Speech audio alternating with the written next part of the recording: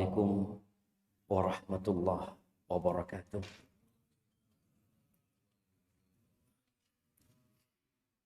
Alhamdulillah alladzi ahyana ba'dama amatana ilaihi nusyur.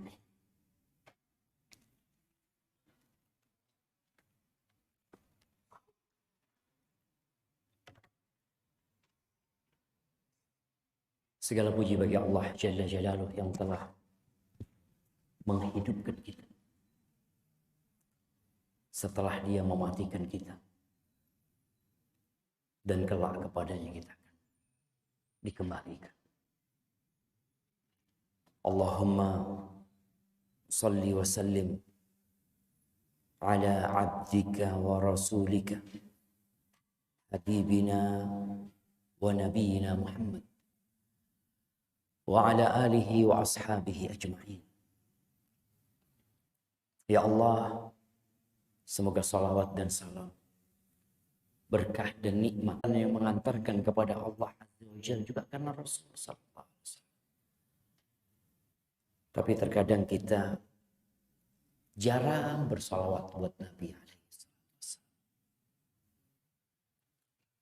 Apakah karena memang kita tidak cinta, atau kurang cinta, atau memang kita tidak mengenal Nabi kita? Semoga salawat itu bersambung untuk keluarga beliau, untuk istri-istri beliau, untuk putra-putri beliau, dan untuk seluruh sahabat Nabi. Semoga Allah meridhai kita bersama mereka. Amma ba'd, jamaah rahimakumullah, beberapa hari lagi kita akan meninggalkan bulan Dzulqa'dah, tentang keutamaan 10 awal Dzulhijjah, di mana Nabi alaihi salatu wasallam mengatakan, ma min ayyamin al-amalu salihu fiha ahabbu ila Allah min hadhil ayyam. Tidak ada hari-hari yang beramal soleh di dalamnya itu lebih dicintai Allah daripada beramal soleh di 10 awal Dzulhijjah. Ketika Nabi menafikan bahwasanya tidak ada, maka ada sahabat yang bertanya untuk memastikan pemahaman mereka dengan apa yang disampaikan Nabi SAW. Maka mereka mengatakan, walal jihad fi sabilillah, berperang di jalan Allah pun tidak lebih baik daripada beramal soleh di 10 awal Dzulhijjah. Walal jihad fi sabilillah, jihad pun tidak dapat menandingi beramal soleh di 10 awal Dzulhijjah. Illa rajul, kecuali satu kondisi, seorang laki-laki kharaja bimalihi wa nafsihi wa lam yarji'. Dia keluar ke medan perang membawa jiwa, raga, dan hartanya, tapi kemudian dia tidak pernah pulang. Karena ada mujahid yang masih pulang ke rumah. Khalid ibn Walid, kita tahu bagaimana dia hadir di banyak peperangan, tapi dia meninggal dunia di atas ranjang. Radhiyallahu ta'ala. Alhamdulillah kita punya informasi tentang itu. Bagaimana kita mempersiapkan diri menghadapi Dzulhijjah? Ada satu masalah yang ingin kita kaji pada pagi hari, untuk mengingatkan diri anak pribadi dan antum semua di sini. Seringkali kita kalau mendengarkan kajian, membaca tulisan para ulama, tatkala mereka berbincang tentang bagaimana mempersiapkan diri untuk Ramadan, ya, bagaimana jemaah haji yang ingin berangkat haji, bagaimana mempersiapkan diri, salah satunya tadi untuk menghadapi musim-musim kebaikan seperti awal Dzulhijjah. Seringkali kita membaca poin pertama dalam mempersiapkan diri itu bertobat kepada Allah. Ada apa sebenarnya? Kok kita disuruh bertobat? Kita kan udah baik. Mungkin sebagian berpikir kalau bicara tobat itu loh, Ustaz, bicara sama mereka nggak ke masjid. Itu yang seharusnya diajak tobat.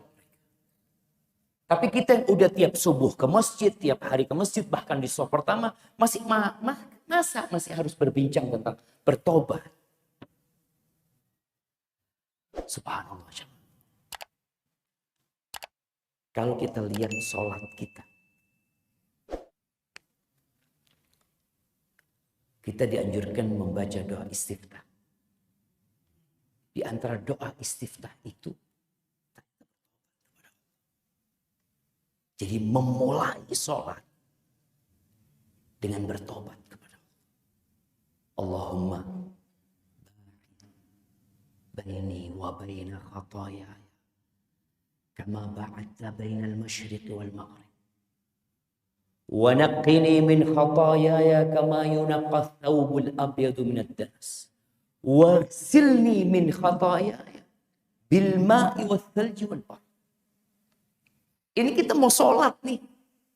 Kita mau menghadap Allah Azza wa Jalla. Ternyata kita disuruh minta ampun sama Allah Azza wa Jalla. Jauhkan aku dari dosa-dosa. Sebagaimana engkau jauhkan antara timur dan barat. Bersihkan aku dari dosa-dosa. Sebagaimana dibersihkannya pakaian yang putih dari noda. Antum lihat kenapa iklan sabun itu, sabun cuci itu, deterjen itu selalu baju putih. Noda itu nampak sekali di baju putih. Maka kita mohon kepada Allah agar dibersihkan kita dari dosa-dosa sebagaimana kain putih itu dibersihkan dari noda. Cukup belum? Kita minta dijauhkan dari dosa, kita minta dibersihkan. Kita juga minta dicuci. Cuci aku dari dosa-dosa. Bilma wath-thalji wal barad. Bukan sekedar dengan air. Yang pertama dengan air. Dengan salju. Dan dengan barad. Barad ini seperti bola-bola air hujan yang turun kalau yang seperti es. Minta benar-benar dibersihkan. Lalu kita masuk ke sholat kita. Masuk ke ibadah kita. Perjalanan kita sampai salam. Itu ada penuh permohonan ampun kepada Allah Azza wa Jalla. Ketika sujud. Ruku. Kemudian sujud. Di antara doa yang sering Nabi bacakan. Ada banyak doa. Sujud dan ruku ya. Di antaranya subhanakallahumma wa bihamdika Allahumma firli. Antum ini sedang sholat loh. Bukan sedang berbuat dosa. Baru saja dari berdiri. Membaca Al-Fatihah. Kemudian kita membaca surat. Yang kita tahu bagaimana fadilahnya Al-Fatihah. Kita tahu bagaimana. Ketika kita sujud pun kita baca itu. Ketika kita bangkit dari sujud, duduk di antara dua sujud. Kita mengatakan, Rabbil firli. Kita jemaah.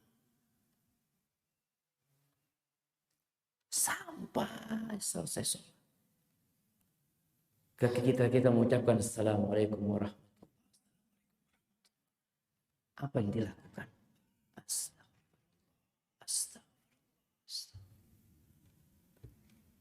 Subhanallah.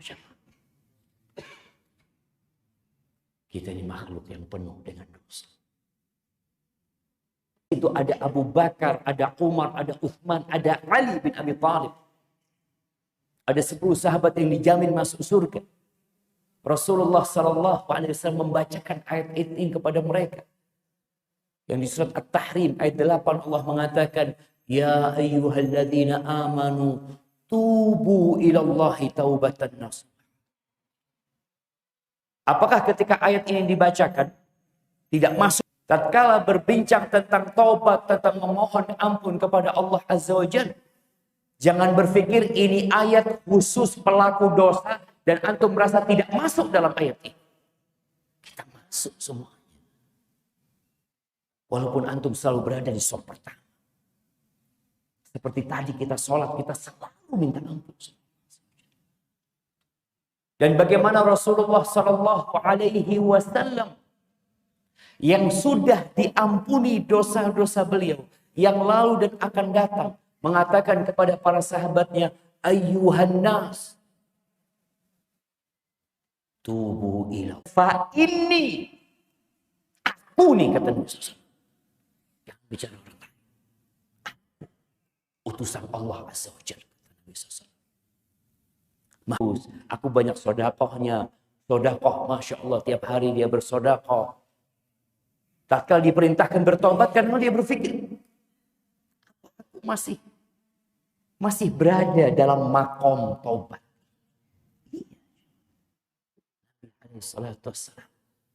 Menjelaskan hal itu agar orang-orang yang sudah beramal soleh jangan merasa hadis yang disampaikan, ayat yang dibacakan itu bukan buat anak gitu. Ini cocoknya ayat ini buat fulan, buat fulan. Kajian tentang tobat itu ya seharusnya tadi buat para pelaku dosa.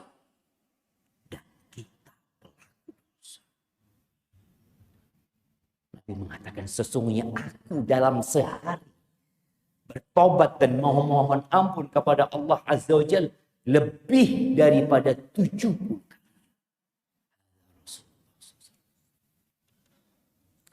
Kalau kita perhatikan jemaah, fadilah dari banyak amalan. Contohnya, membaca la ilaha illallah wahdahu la syarikalah lahul mulku wa lahul hamdu wa huwa ala syai'. Kalau kita baca itu di pagi hari 10 atau sampai 100 kali atau lebih. Fadilahnya. Diampuni dosa-dosa. Walaupun sebanyak buih di lautan. Loh, kok fadilahnya ampunan lagi dari Allah Azza wa Jalla? Puasa nanti tanggal 9 hari Arafah. Ahtasibu ayyukaffirallah as-sanata allati qabla was-sanata allati ba'daha. Jadi puasa balasannya itu diampuni dosa tahun lalu, dihapuskan kesalahan-kesalahan tahun dan kesalahan-kesalahan yang akan datang. Kok ampunan lagi gitu. Puasa Asyura. Apa fadilah puasa Asyura? Diampuni dosa tahun lalu. Ampunan. Ya, kita memang harus benar-benar memahami makom tobat. Makom tobat ini makom yang akan selalu mendampingi kita dalam perjalanan menuju Allah. Ketika antum baru hijrah, baru kembali kepada Allah Azza wa Jalla, antum bertobat. Antum memperbanyak istighfar. Dan kita lihat ya, seorang hamba yang dulunya punya masa lalu yang kelam, ketika dia baru hijrah, engkau lihat bagaimana tobatnya dia. Engkau lihat bagaimana istighfarnya dia. Engkau lihat bagaimana dia terus memohon kepada Allah agar dihapuskan dosa-dosanya. Bagaimana pertanyaan-pertanyaan dia, Ustaz, apakah ana masih diampuni dosa-dosa ana? Ustaz, bagaimana caranya bertobat? Biasanya hal ini terjadi di awal perjalanan antum menuju Allah. Setelah itu, kok kendor tobat? Kok mulai pudar semangatnya memohon ampun kepada Allah Azza wa Jalla? Ada apa sebenarnya? Kadang-kala dia merasa sudah baik. Aku sudah nggak kayak yang dulu. Tapi engkau harus tahu bagaimana Rasul SAW disuruh bertobat sama Allah Azza wa Jalla.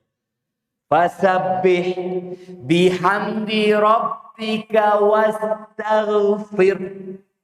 Innahu kana tawwab. Itu perintah Allah kepada Nabi SAW setelah penaklukan kota Mekah. Sebelum beliau meninggal dunia. Setelah masa perjuangan beliau yang penuh dengan pengorbanan. Diperintahkan untuk bertobat. Untuk mohon ampun sama Allah Azza wa Jalla.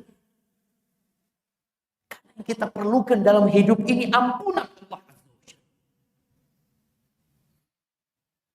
Kita perlu kasih sayang Allah buat kita. Jemaah haji.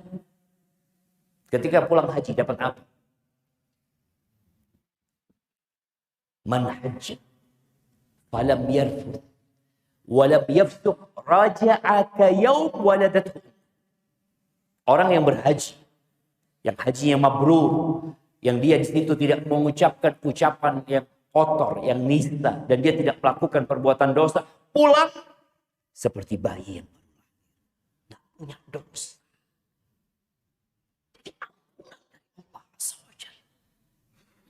Tadi kita mendengarkan Syekh Utsman membacakan ayat-ayat Allah cerita bagaimana para nabi yang berjuang dengan orang-orang menghadapi musuh-musuh yang banyak. Mereka tidak lemah, mereka tidak khawatir, mereka tidak takut.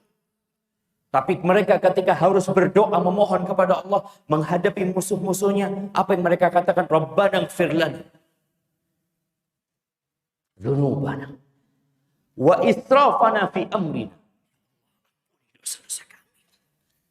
Ketika mereka sedang menghadapi musuh, mereka tahu dengan fadilah mati syahid, tapi mereka tahu mereka punya banyak dosa. Mereka juga meminta kemenangan kepada Allah Azza wa Jalla, tapi mereka tahu mereka makhluk yang penuh dengan nista hidup. Maka yang mereka minta diampuni dosa-dosa. Wa israfana fi amrina. Ada banyaklah kelewatan batas yang kita lakukan dalam urusan-urusan kita ini. Wa tsabbit aqdamana. Kasih kami kekuatan ya Allah. Karena yang menyebabkan orang lemah, yang menyebabkan orang itu jadi hina, dosa. Maka sebelum minta sama Allah kemenangan, kekuatan, minta dulu ampunan. Kita banyak dosanya. Dan itu harus menemani perjalanan hidup kita sampai selesai kita beramal. Selesai sholat, apa yang kita baca tadi? Astagfirullah. Astagfirullah. Kita minta ampun.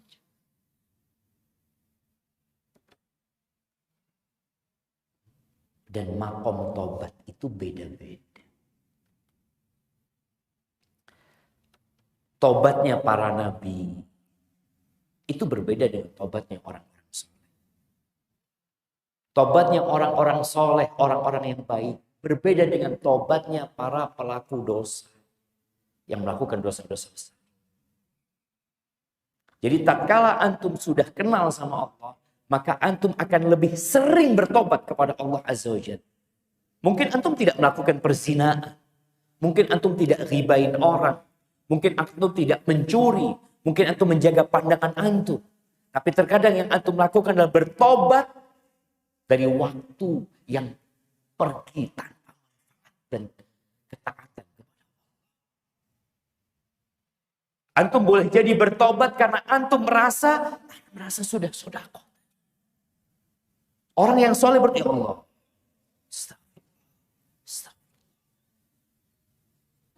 Kenapa? Karena dia melihat seakan-akan dia telah berbuat baik. Padahal sebenarnya yang membuat dia berbuat baik itu siapa? Allah Azza wa Jalla. Kita ini tadi bisa sholat jamaah. Allah yang menggerakkan hati kita. Di Malang sini ada berapa ratus ribu manusia. Bahkan berapa juta manusia.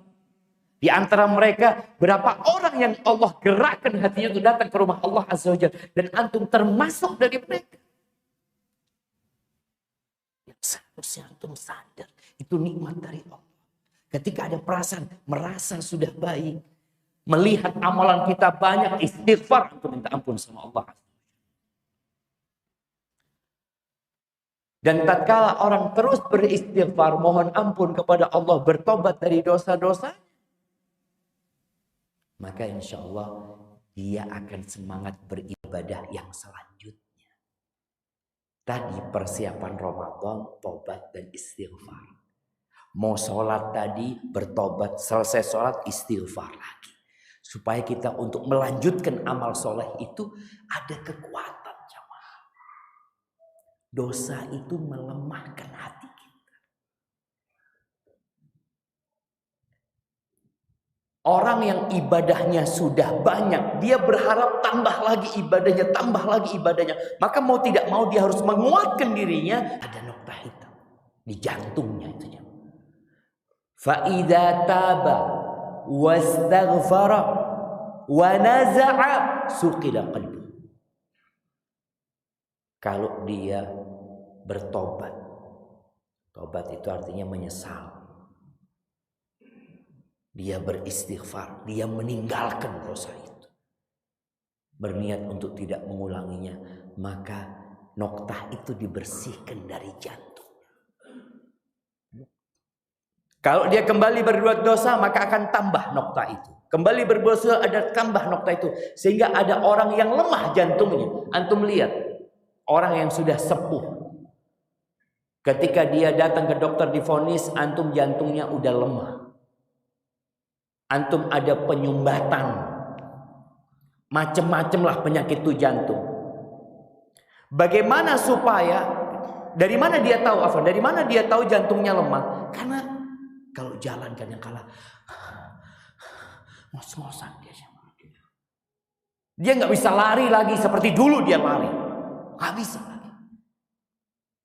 Mulai lemah fisiknya. Karena memang kata Nabi SAW, di dalam tubuh manusia itu ada sebuah organ. Kalau dia sehat, dia benar, yang lain jadi benar. Tapi kalau dia sakit, semuanya sakit. Maka tadi istighfar, tobat itu dalam rangka menyehatkan jantung kita, membersihkan hati kita supaya kuat untuk beraktivitas yang lainnya. Terkadang ada yang harus di-bypass karena nggak mungkin lagi pasang ring sudah.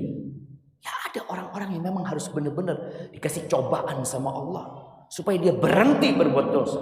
Kok kembali kepada Allah? Apa kita nunggu dikasih musibah baru kita kembali kepada Allah? Enggak.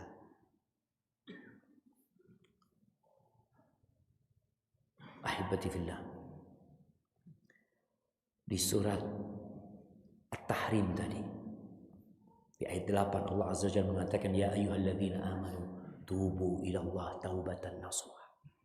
Wahai orang-orang yang beriman, bertobatlah kalian kepada Allah dengan taubatan nasuha. Apa sih taubatan nasuha? Ya taubat yang benar, yang baik ya. Taubat yang kata Al-Qurtubi rahimahullahu taala yang mencakup 4 perkara. Taubatan nasuha. Yang pertama adalah beristighfar dengan lisan. Merasa berbuat dosa, dia langsung minta ampun dengan lisan. Kemudian setelah itu dia dengan hatinya, bagaimana dia berazam, bertekad untuk tidak mengulangi perbuatan dosa itu.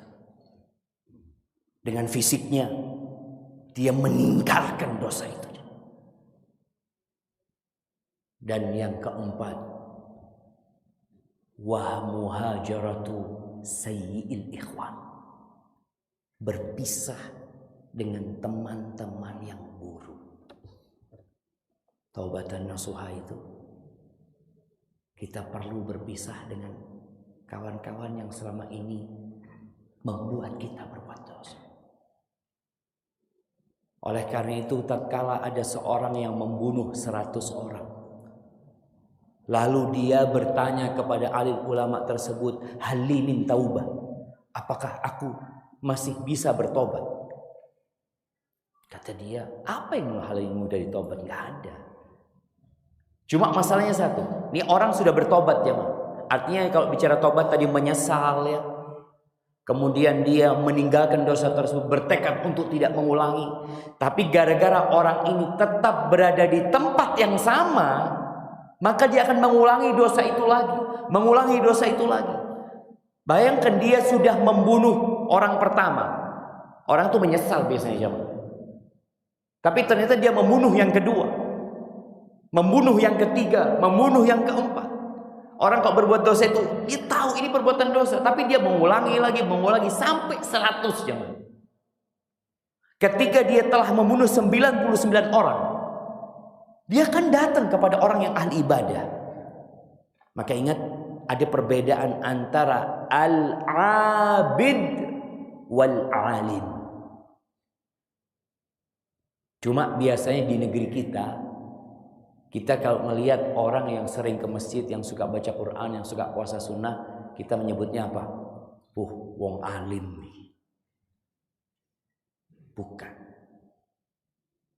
Kalau sekedar ibadah buat dia sendiri, itu namanya abid, orang ahli ibadah.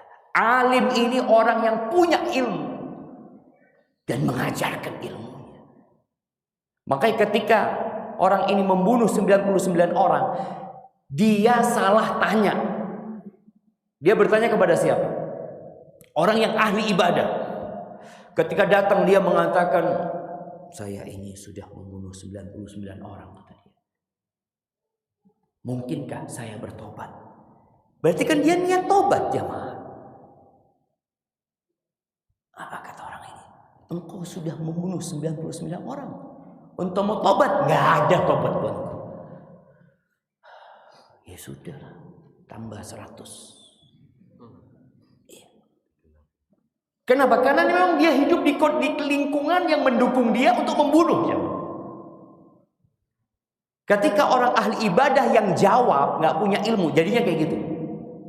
Menyebabkan orang yang mau tobat malah tambah dosa. Ini orang mau tobat jemaah. Ternyata gara-gara orang ahli ibadah ini, dosa dia bertambah. Jadi 100 yang dia bunuh. Akhirnya dia tanya tentang orang yang paling alim. Maka dikasih tahu, ini loh orang alim. Jadi ingat, ada perbedaan antara orang alim dan orang yang ahli ibadah. Kalau kita bicara tadi tobat tadi, kita lihat bagaimana orang yang alim, Nabi kita Muhammad SAW. Istighfarnya aja sekali duduk 100 kali. Dalam sehari lebih 70 kali beliau bertobat kepada Allah Azza wa Jalla. Itu orang yang alim.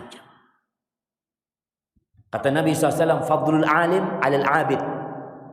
Keutamaan orang yang berilmu dibandingkan orang yang ahli ibadah. Kafadlil qamari lailatal badri ala sairil kawakib. Seperti kemuliaan rembulan di malam purnama dibandingkan bintang-bintang. Orang yang ahli ibadah itu bintang-bintang banyak tuh. Tapi orang alim seperti rembulan. Ketika dia datang, tenggelam itu bintang-bintang. Maka ketika dia dikasih tahu orang yang alim, dia berangkat. Maka dikasih tahu sama orang alim ini, apa yang menghalangmu dari taubat? Cuma ada satu masalah. Ini bicara taubatan nasuha tadi. Ketika Al-Qurtubi menyebutkan 4 perkara yang harus ada dalam taubatan nasuha, salah satunya muhajaratu sayyil ikhwan, meninggalkan kawan-kawan buruk. Dia mengatakan, cuma masalahnya engkau ini tinggal di kampung yang gak benar. Kalau engkau benar mau tobat, engkau pindah dari kampung. Pindah sana, ada tempatnya orang-orang soleh di sana. Orang-orang yang ahli ibadah. Engkau fa'budillah ma'ahum. Beribadah kepada Allah bersama mereka. Berangkat orang ini. Kenapa dia ninggalkan kampungnya? Karena dia niat tobat. Sebagian kita tatkala dikasih tahu, kau harus pisah sama kawan-kawan. Mana nggak punya kawan nanti. Kalau kawan-kawan mau membuat engkau mengulangi dosa itu, apa manfaatnya? Sedangkan Allah memerintahkan taubatan nasuha. Bukan taubat yang biasa-biasa. Tobat yang maksimal jemaah. Maka seringkali ada orang bertanya, Ustaz gimana anak melakukan dosa yang sama, melakukan dosa yang sama Ustaz? Boleh jadi masalahnya engkau berada di tempat yang sama, yang lingkunganmu tidak mendukungmu untuk meninggalkan itu dosa. Ada cerita di Jember, seorang yang curhat sama anak. Dia kerja di sebuah tempat, dia melakukan dosa besar di tempat itu, tapi dia mau bertobat. Cuma istrinya ngomong, kalau engkau memang mau kembali kepada Allah Azza wa Jalla, maka jangan di tempat itu lagi. Resign dari sana. Tempat kerjanya sebenarnya halal, bukan tempat kerja yang haram ya, enggak. Tempat kerjanya halal. Dan insya Allah uang yang dia dapatkan halal juga. Cuma lingkungan tempat kerja dia itu membuat dia berbuat dosa itu. Akhirnya karena dia niat tobat, dia resign sama istri. Udah dibantu sama istrinya. Udah bang, ayo kita perbaiki, kembali kepada Allah SWT. Maka tolong diperhatikan ketika Anda bertobat dengan taubatan nasuha, antum lihat apa sebenarnya yang membuat anak berbuat dosa. Kalau ternyata tempat kerja anak ini anak, kayaknya anak mau cari tempat yang lain. Asa rabbukum ayyukaffira ankum sayyi'atikum. Ketika kau bertobat dengan taubat nasuha, semoga Tuhan kalian menghapuskan kesalahan-kesalahan kalian. Asa rabbukum ayyukaffira ankum sayyi'atikum wa yudkhilakum jannatin tajri min tahtiha al-anhar. Setelah dihapuskan dosa-dosanya, dimasukkan ke surga. Jadi nggak ada orang masuk surga bawa dosa, nggak ada. Ima dosanya dihapuskan sama Allah, diampuni sama Allah Azza wa Jalla, atau kalau ternyata dosa-dosa dia nantinya tidak diampuni sama Allah, maka dia harus dibersihkan di dalam neraka. Artinya yang masuk surga itu udah bersih. Maka tobat ini tadi dapat menghapuskan dosa, memasukkan ke surga Allah Azza wa Jalla, tajri min tahtiha al-anhar. Yauma la yukhzillahu an-nabiyya walladzina ma'ahu. Apa ayatnya Ustaz? Ana sampai lupa aja. Ya ayyuhalladzina amanu tubu ilallahi taubatan nasuha asa rabbukum an yukaffira ankum sayyi'atikum wa yudkhilakum jannatin tajri min tahtiha al-anhar yauma la yukhzillahu an-nabiyya walladzina amanu ma'ahu nuruhum yas'a baina aydihim wa bi aymanihim yaquluna rabbana atmim lana nurana waghfir lana innaka ala kulli syai'in qadir. Ini berkaitan dengan hari kiamat nanti. Pada hari di mana Allah Azza wa Jalla tidak akan menghinakan nabi dan orang-orang yang beriman. Pada hari di mana manusia akan dibagikan cahaya. Jadi kalau kita lihat, ada hari nanti yang kemuliaan manusia itu diukur dengan amalannya. Kemuliaan manusia diukur dengan amal soleh. Kalau di dunia ini kita melihat orang-orang mulia bukan karena amalannya, karena hartanya dimuliakan orang, karena jabatannya dihormati masyarakat, bukan karena amalannya. Bahkan berapa banyak orang yang beramal soleh tapi dihinakan, karena memang dunia ini bukan negeri untuk memberikan penghormatan kepada hamba-hamba Allah yang soleh. Tapi nanti pada hari kiamat tadi, ketika manusia keluar dari kuburnya, itu sesuai dengan amalannya. Mulai mati, dia sesuai dengan amalannya. Di kuburan bersama amalannya. Kemudian dibangkitkan sesuai dengan amalannya. Dibagikan rapot sesuai dengan amalannya. Ditimbang sesuai dengan amalannya. Dan nanti ada waktu pembagian cahaya. Karena menuju ke surga itu ada satu area yang gelap gulita. Yang kalau orang ini nggak punya cahaya, jatuh ke neraka. Maka para orang-orang beriman dan nabi itu, cahaya mereka keluar. Mereka bisa melihat jalan. Terus apa doa mereka? Rabbana atmim lana nur. Ya Allah, sempurnakan bagi kami cahaya kami, ya Allah. Waghfir lana, dan ampuni kami, ya Allah. Bayangin jemaah, mereka masih minta ampun lagi jemaah. Mereka sudah melihat cahaya itu jemaah. Mereka mohon ampun kepada Allah Azza wa Jalla agar disempurnakan cahaya mereka. Sesungguhnya Allah itu ala kulli syai'in qadir. Maka ahibati fillah, menghadapi 10 awal Dzulhijjah ini, kalau kita nggak bertobat kepada Allah, nggak bersih-bersih diri kita, kayaknya berat jemaah. Untuk maksimal ibadah. Sebelum Ramadan kita dapat cerita tentang sahabat Nabi radhiyallahu taala anhu, bagaimana mereka beribadah di bulan Ramadan. Bagaimana Nabi SAW yang sudah tua, yang sudah sepuh jamaah, beliau itu kok bisa ya sholat malam 1 rakaat 5 juz. 1 rakaat jamaah 5 juz, bukan di bulan Ramadan. 5 juz. Kok mampu ya? Antum berapa juz mampu? Kaki antum mampu sebenarnya. Kakinya mampu. Karena sebagian orang ini kalau disuruh goes, mana yang suka goes ya? Yang suka goes ini kadang-kala dia mampu 1 jam naik. Sampai Anda bingung, kadang-kala teman-teman dari Surabaya itu goes ke Batu. Kuat antum ya.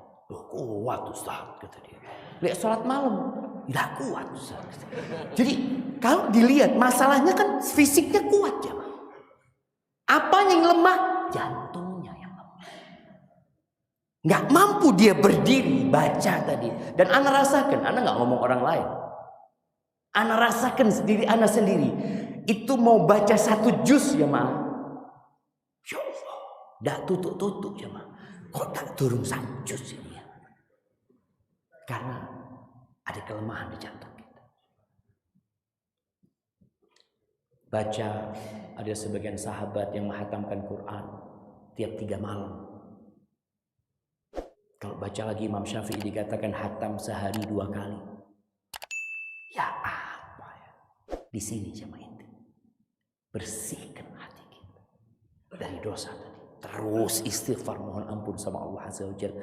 Kata Utsman bin Affan radhiyallahu taala anhu, "Idza tahurat qulubukum ma syabi'at min kalami rabbikum." Kalau hati kalian suci, kalian enggak akan pernah puas baca Quran. Enggak akan pernah puas. Akan terus baca lagi, akan terus baca lagi. Kebaikan itu akan melahirkan kebaikan sebagaimana dosa melahirkan dosa. Maka persiapkan kita sekarang setelah membersihkan hati kita dengan beristighfar, bertobat, mohon ampun sama Allah Azza wa Jalla. Toib nih, ada 10 hari kita mau ngapain aja. Ya, antum punya rencana, silahkan antum mantapkan. Orang kalau tahu mau mendaki Semeru, maka dia akan persiapan. Anda mau mendaki Semeru nih. Apa yang dia persiapkan? Ya, dia akan tentukan kapan Anda mau daki, waktunya. Apa perlengkapan yang harus dibawa, kapan Anda akan pulang, di sana Anda akan berapa hari. Antum persiapkan untuk 10 awal Dzulhijjah. Persiapkan dengan matang. Anda insya Allah 10 hari mau hatam Quran. Persiapkan. Tapi orang yang nggak punya target, dia biasa-biasa aja dia. Ya, yang penting kan memperbanyak amal soleh Ustaz. Ya sudah. 10 Dzulhijjah berlalu, hatam Qurannya. Ya, hampir hatam Ustaz. 7 juz. 7 juz masih jauh dari 30 juz. Tapi kalau antum niat merencana ana mau hatam 10 hari ini. Ahibati fillah, 10 awal Dzulhijjah ini sebagian ulama mengatakan lebih baik daripada 10 akhir Ramadan. 10 akhir Ramadan. Sebagian mengatakan malamnya lebih baik 10 akhir Ramadan, tapi siangnya lebih baik 10 awal Dzulhijjah. Mereka mengatakan semua amalan di 10 akhir Ramadan itu bisa diamalkan di 10 awal Dzulhijjah. Semua amalan di sana. Iktikaf. Jangan berpikir iktikaf itu cuma bulan Ramadan. Kita iktikaf kapan aja. Itu bisa diamalkan. Sholat malam, mau sedekah, mau baca Quran, semua amalan 10 Akhir Ramadan bisa diamalkan di 10 awal Dzulhijjah, tapi amalan 10 awal Dzulhijjah tidak semuanya bisa dilakukan di akhir Ramadan. Bisa antum akhir Ramadan wukuf di Arafah, tanggal 27 Ramadan wukuf di Arafah, nggak bisa. Adanya cuma di 10 awal Dzulhijjah. Bisa antum berkorban di 10 akhir Ramadan. Di sini antum berkorban. Dari tanggal 10, 11, 12, 13 dimulai dari tanggal 10. Maka jangan meremehkan 10 awal Dzulhijjah ini. Kalau kita tidak punya perencanaan insya Allah mau puasa. Berapa hari? Ana mau puasa 9 hari. Tafadhol. Karena Nabi SAW memberikan kebebasan amal apa saja. Ada yang mengatakan, apa Ustaz puasanya tanggal 9 saja? Tafadhol, engkau mau puasa tanggal 9 saja boleh. Itu puncak dari puasa awal Dzulhijjah. Tapi engkau mau puasa tanggal 7, 8, 9 silahkan. Engkau mau puasa dari awal, tafadhol. Karena ini hari-hari yang mulia. Tapi tanpa perencanaan biasanya. Iya, orang memang nggak punya target. Dia tidak akan bersungguh-sungguh. Mau sodako, ana insya Allah 10 awal Dzulhijjah, ana mau kasih buka bersamalah di masjid Manarul ini. Pokoknya tiap hari ana mau kirim 10 bungkus umpamanya. Lu gimana Ustaz, kalau nggak ada yang puasa? Ya biar dimakan sama takmirnya. Tapi kan niatnya udah bener dia niat. Dan Allah tahu dia niat dan dia sudah kerjakan. Walaupun kadangkala nggak dimakan oleh orang yang puasa, tetap insya Allah pahala dia dapatkan. Memperbaiki hubungan, silaturahim. Kita tahu fadilah silaturahim, maka manfaatkan nih waktu. Yang punya kerabat-kerabat yang mungkin dia tidak pedulikan di 10 awal ini, apa sih Anda bisa peduli sama mereka, apalagi sama orang tua kita. Dan insya Allah antum bisa ya merencanakan hal itu dengan membuat list. List itu boleh ditulis di tangan atau di kertas atau boleh tulis di hati antum. Antum tulis. Kemudian nanti selesai 10 Dzulhijjah antum checklist. Ternyata banyak yang tidak terlaksana. Apa penyebabnya? Dosa lagi. Bisa jadi dosa. Bagaimana cerita seorang yang bertanya kepada Hasan al-Basri. Dia mengatakan, ya Imam, aku ini gimana ya? Aku tuh kepingin sholat malam kayak orang-orang sholat malam. Aku sudah siapkan air buat berwudu. Ya. Dia sudah siapkan semua perlengkapan untuk sholat malam. Dulu jemaah nggak ada alarm. Alarmnya apa? Biasanya ayam berkokok. Orang kalau dengar ayam, dia sudah mau masuk waktu subuh seperti itu. Ini orang mengatakan aku sudah siapkan semuanya, tapi aku nggak bangun. Kenapa fulan bisa sholat gitu loh? Kalau bicara umur, aku sama umurnya sama fulan. Kalau bicara fisik, aku sehat sama seperti fulan sehat gitu loh. Tapi kenapa fulan bisa sholat malam, aku nggak bisa sholat malam? Apa sebabnya? Oh iya, dan kalau engkau dibelenggu sama dosa-dosa. Masalahnya ada dosa. Perbanyak istighfar, memohon ampun sama Allah Azza wa Jalla, bahkan dari waktu-waktu luang yang kita gunakan untuk hal-hal yang mungkin bukan dosa tapi tidak bermanfaat, kita mohon ampun sama Allah Azza wa Jalla. Ahibati fillah, itu mungkin dapat Anda sampaikan. Kurang lebihnya mohon maaf. Ana Masya Allah, terima kasih banyak dikasih kesempatan untuk menyampaikan di tempat ini. Karena anak pernah mau ke tempat ini tapi nggak boleh jemaah. Iya, anak pernah mau ke sini nggak boleh gitu. Sekarang boleh sudah, alhamdulillah. Maka